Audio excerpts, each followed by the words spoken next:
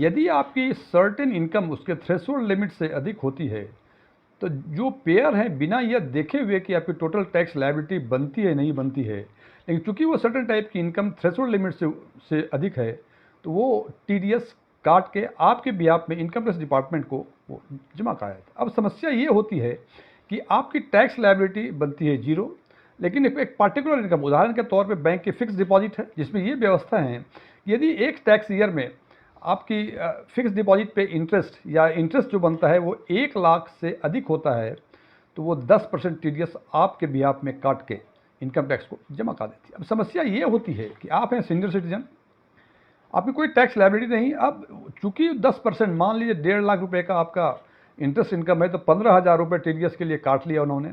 उस 15,000 को रिफंड कराने के लिए आपको इनकम टैक्स रिटर्न भरना पड़ता है और फिर इंतजार करना पड़ता है कि वो रिफंड कब आएगा। समस्याएं ये होती हैं कि हो सकता है वो 15,000 जो आपका टीडीएस कटा है वो फर्स्ट क्वार्टर में भी कुछ कटा हो, सेकंड क्वार्टर में भी कटा हो, थर्ड में ही कटा हो, फोर्थ में भी कटा हो, और मिलता है वो जब आप इनकम टैक्स रिटर्न भरेंगे, तो ये इस क्रम में करीब 1.25 साल 1 साल के बाद ही आपको वो रिफंड मिलता है। तो एक आम आदमी जिसकी की टैक्स लायबिलिटी नहीं बनती, वो सोचता है कि चूंकि हमारी टैक्स लायबिलिटी नहीं बनती है तो हमारा टीडीएस क्यों कटे। तो इनकम टैक्स डिपार्टमेंट ने इसके लिए भी कुछ व्यवस्थाएं कर रखी, और इस व्यवस्था के हिसाब से उन्होंने कहा है कि सर्टेन इनकम्स का थ्रेशोल्ड लिमिट के ऊपर इनकम होगा तो सामान्य तौर पर, मैं नॉर्मल कोर्स में बोलो, सामान्य तौर पे 10% टीडीएस आपका काट लेगा। उदाहरण के लिए, यदि बैंक की फिक्स डिपॉजिट पे आप सीनियर सिटीजन हैं और आपकी इंटरेस्ट एक टैक्स ईयर में 1 लाख रुपए से अधिक बनता है, तो 10% टीडीएस काट लेगा। हालांकि अदर देन सीनियर सिटीजन, यानी जिनकी उम्र 60 वर्ष से कम है, उनके लिए ये थ्रेशोल्ड लिमिट 50,000 है, यानी उसकी यदि 50,000 से अधिक इनकम होती है, बैंक जो है आपका 10% टीडीएस काट लेगी। हालांकि ये थ्रेशोल्ड लिमिट हर चीज़ के लिए अलग अलग है और टीडीएस का रेट भी अलग अलग है। उदाहरण के लिए, यदि आपकी इक्विटी शेयर्स पे डिविडेंड 10,000 रुपये से अधिक होती है तो 10% टीडीएस कटेगा। दूसरा है कॉन्ट्रैक्टर का पेमेंट, यदि 30,000 रुपये से अधिक का होता है तो, और आप इंडिविजुअल हैं, तो आपका 1% कटेगा, यदि आप कंपनी है 2% कटेगा। इस तरह से इनकम टैक्स में प्रोविजंस दिया गया कि हर तरह के सर्टेन टाइप्स ऑफ इनकम जो हैं उनके थ्रेशोल्ड लिमिट अलग अलग हैं और टीडीएस का रेट भी अलग अलग है। अब समस्या ये होती है कि क्या कोई ऐसा उपाय है कि यदि मेरी टैक्स लायबिलिटी जीरो बनती हो और सर्टेन इनकम उस थ्रेशोल्ड लिमिट से अधिक होती हो तो उस पर टीडीएस ना कटे। इसके बारे में बिल्कुल व्यवस्था है, और उस व्यवस्था के लिए आपको कुछ फॉर्म्स भरने पड़ेंगे। 31 मार्च 2026 तक फॉर्म 15G और 15H हुआ करता था, जो कि इनकम टैक्स एक्ट 2025 जो कि अप्लीकेबल है 1 अप्रैल 2026 से, ये रीनंबर्ड हो गया और उसको फॉर्म 121, वीडियो में थोड़ी चर्चा करेंगे 121 के बारे में, और उसके बाद एक एग्जाम्पल लेकर देखने की कोशिश करेंगे कि क्या आपको फॉर्म 121 भरना चाहिए या आप भर सकते हैं। मैं डीएम झा, आप देख रहे हैं स्टोन टैक्समैन चैनल।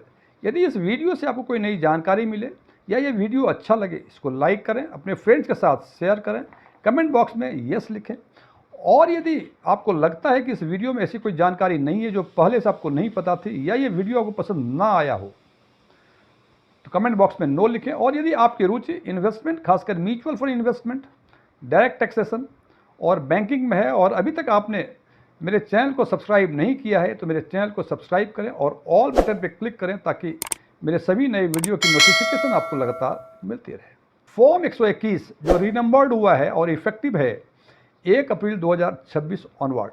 सबसे पहली बात कि चूंकि टैक्स ईयर 26-27 का पहला क्वार्टर शुरू हो गया है, तो जिनको भी फॉर्म 121 भरना है वो इस सप्ताह फॉर्म भर दें। फॉर्म 121 के 2 पार्ट हैं, पार्ट ए और पार्ट बी। पार्ट ए है जो डिक्लेरेशन देता है उसका इंफॉर्मेशन, और पार्ट बी है कि जो पे करता है और जो ये फॉर्म रिसीव करता है उसके बारे में। तो पार्ट ए में डिक्लेरेंट का इंफॉर्मेशन होते हैं, ये भी होता है कि फॉर्म 121 कितनी बार भरा है, कहाँ कहाँ भरा है। सबसे इंपॉर्टेंट बात जो सीरियल नंबर 10 पे है, उस पर यह लिखा हुआ है कि आपकी एस्टिमेटेड इनकम क्या है, बिकॉज उसी एस्टिमेटेड इनकम से जो जिसको आप फॉर्म देंगे वो ये डिसाइड करेगा कि आपका टीडीएस कटेगा या नहीं कटेगा। तो सबसे इंपॉर्टेंट कि एस्टिमेटेड इनकम जो कैलकुलेट करते हैं वो कैसे होता है, उसके एग्जाम्पल से हम समझने की कोशिश करेंगे। और इसके लिए हमने 3 केसेस लिए हुए हैं। पहला केस है कि पेंशन में आपको 6,50,000 का पेंशन मिलता है। फिक्स डिपॉजिट की जो इंटरेस्ट है उस पर 6,10,000 है। सेविंग का इंटरेस्ट 15,000 है। तो हम देखते हैं कि कुल जो आपकी इनकम होती है, ग्रॉस इनकम होती है, वो होती है 12,75,000 रुपये। इसमें से जैसा आप जानते हैं कि स्टैंडर्ड डिडक्शन उन लोगों के लिए जिनकी सैलरी इनकम है और पेंशन की इनकम भी सैलरी इनकम में ही आती है, 75,000 रुपये का स्टैंडर्ड डिडक्शन मिलता है। तो टोटल जो टैक्सेबल इनकम हो जाएगा 75,000 माइनस करने के बाद ये 12 लाख रुपए हो जाएगा।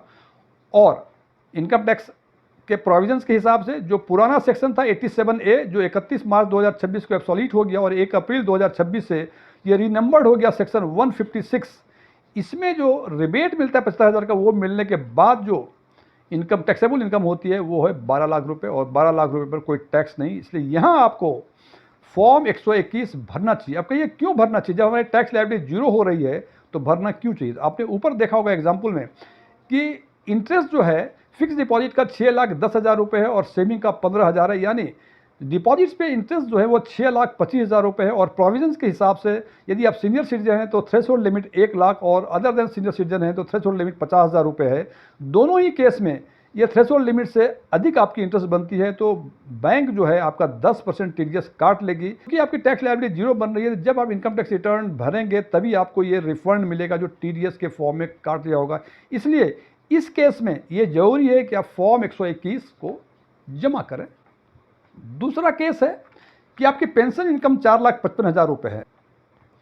फिक्स डिपॉजिट पे जो इंटरेस्ट है वो 2,75,000, सेविंग पे इंटरेस्ट 20,000 रुपये, long term capital gain on equity, यानी आपका इक्विटी म्यूचुअल फंड है या इक्विटी शेयर से आपने बेचा है और उसका कैपिटल गेन जो है लॉन्ग टर्म वो 1,25,000 रुपये हुआ है। और आपके पास एक और मकान है जिस पर आपने किराया लगाया हुआ है और उसका रेंटल इनकम जो है 7,50,000 रुपये है। तो ग्रॉस इनकम 6,25,000 रुपये बनते हैं। और इससे ऐसा लगता है कि चूंकि 12 लाख रुपये तक ही टैक्स लायबिलिटी जीरो होती है, यहाँ 16,25,000 रुपये है तो आपको टैक्स देना पड़ेगा। लेकिन यहाँ हम देखते हैं कि जो डिडक्शंस अप्लीकेबल हैं, स्टैंडर्ड डिडक्शन 75,000 रुपये, लॉन्ग टर्म कैपिटल गेन 1,25,000 रुपये, because long term capital gain on equity पे एग्जम्पशंस हैं 1,25,000 रुपये का। चूंकि हमारा इनकम 1,25,000 ही हुआ है तो इसलिए ये भी एग्जाम्प मिलेगा।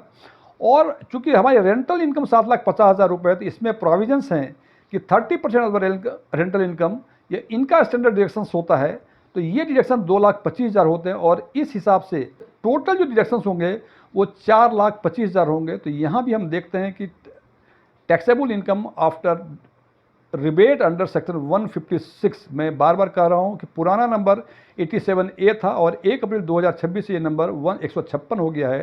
तो यहाँ भी आपको टैक्स लायबिलिटी जीरो बनती है और आपको फॉर्म 121 फिर भी भरना पड़ेगा, बिकॉज आपने देखा कि आपकी जो डिपॉजिट से जो इनकम है 2,95,000 है, जो थ्रेशोल्ड लिमिट से अधिक है। तीसरा ऑप्शन है आपकी पेंशन इनकम 6 लाख रुपए, फिक्स डिपॉजिट पे इंटरेस्ट 3,35,000 रुपये, सेविंग फंड पे इंटरेस्ट 20,000 रुपये, long term capital gain on equity पर 1,25,000 रुपये और रेंटल इनकम 6 लाख रुपये है। तो यहाँ हम देखते हैं कि टोटल जो ग्रॉस इनकम है वो 6,80,000 रुपये। आपने इसके सेकंड केस में देखा था कि 6,25,000 में कोई टैक्स नहीं देना पड़ा था, लेकिन यहाँ 6,80,000 रुपये हैं। तो इस 6,80,000 में सबसे पहला स्टैंडर्ड डिडक्शन, चूँकि पेंशन यहाँ भी है तो स्टैंडर्ड डिडक्शन 50,000 रुपये का, long term capital gain on equity का जो एग्जम्पशन है 1,25,000 वो भी यहाँ मिलेगा।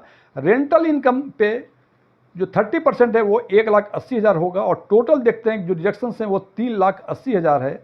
और इसके हिसाब से देखते हैं कि 3,80,000 माइनस करते हैं तो जो टैक्सेबल इनकम होता है वो 13 लाख रुपये होता है। फ्रेंड्स, यहाँ सेक्शन 156 का रिबेट नहीं मिलेगा, इसलिए नहीं मिलेगा कि जो टैक्सेबल इनकम है वो उनका थ्रेशोल्ड लिमिट जो 12 लाख है उससे अधिक होता है, इसलिए नॉर्मल टैक्स जो है रेट्स हैं वो अप्लीकेबल होंगे। और वो टैक्स यदि कैलकुलेट करते हैं तो आपको 78,000 रुपये का टैक्स लायबिलिटी बनता है। ये सारी जो इनकम है ये एस्टिमेटेड इनकम है, बिकॉज अभी अप्रैल का महीना है, अगले 11 महीने में कितना इनकम क्या होगा आपका ये पता नहीं है आपको। ये सारी एस्टिमेटेड इनकम है और ये फॉर्म 121 एस्टिमेटेड इनकम के हिसाब से ही सबमिट किया जाता है। तो थर्ड केस में देखते हैं कि 78,000 रुपये आपकी टैक्स लायबिलिटी बनती है।